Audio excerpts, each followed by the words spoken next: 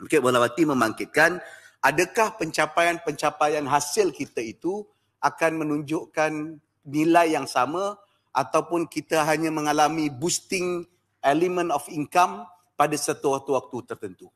Kerana dalam tempoh 3 tahun kebelakangan ini, hasil yang kita kutip pada akhir buku kira-kira negeri menunjukkan lebihan daripada anggaran belanjawan. Tahun lepas, lebihan kita lebih daripada 500 juta. Tahun sebelum itu, lebihan kita lebih 200 juta.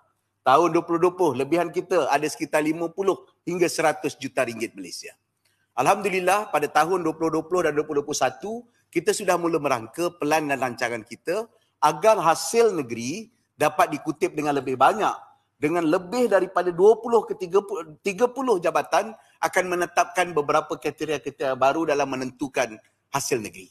Dalam pada masa yang sama, kerajaan negeri turut melahirkan rancangan Selangor pertama yang bukan hanya rancangan tetapi juga mempunyai pelan pembangunan kawasan wilayah, dan pelan pembangunan wilayah ini juga merupakan satu lonjakan tambahan kepada hasil guna tanah dan juga nilai tanah kepada lokaliti-lokaliti yang kita tetapkan, sama ada Selangor Maritime Gateway yang disebut sikit sebanyak oleh Pandan Indah, ataupun IDRIS, Integrated Development Region of South Selangor, ataupun SABDA di kawasan Sabak Bernam. Dan hasilnya semenjak 2020 bila kita laksanakan dasar 100 hari sebagai contoh yang membenarkan dan meringkaskan program pembangunan daripada mengambil masa minimum 6 bulan kepada minimum 3 bulan, daripada maksimum 1,5 tahun kepada maksimum 9 bulan, kita dapat melihat pertambahan hasil yang besar. Terutama sekali pada tahun 2020, kerana pandemik. Di tahun 2020 dalam tempoh 3 bulan pertama saja, kita dapat mengutip lebih daripada 400 hingga 500 juta. Satu kutipan yang sangat memberangsangkan pada ketika itu. Dan pada hari ini, kalau saya ingin kongsikan hasil daripada capaian yang dibuat oleh Pegawai Kewangan Negeri, sebelum itu SS lah Pegawai Kewangan Negerinya, dan dilanjutkan oleh Pegawai Kewangan Negeri baru, beberapa pelan-pelan perancangan kita dan hasil kita, saya ingin merakamkan bahawa sehingga 15 Mac tahun 2023, kerajaan negeri telah berjaya mengutip 893.893.11 juta ringgit, ataupun bersamaan dengan 44.66% daripada kutipan yang kita sasarkan 2.05 bilion.